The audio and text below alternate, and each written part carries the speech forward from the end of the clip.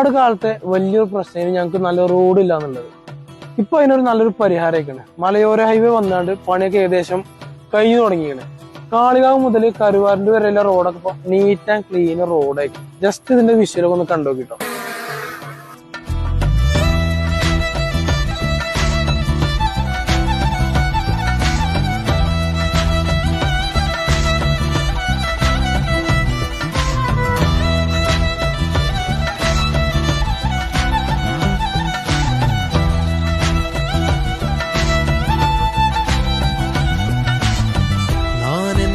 யாரோ பெருந்திரளினிலே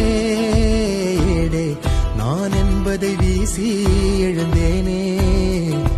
மனமே தான் என்பது போகும் பெருங்கணத்தினிலே கூவி வாவென்றொரு வாழ்க்கை சிறு குரலாய் அருளாய் பேச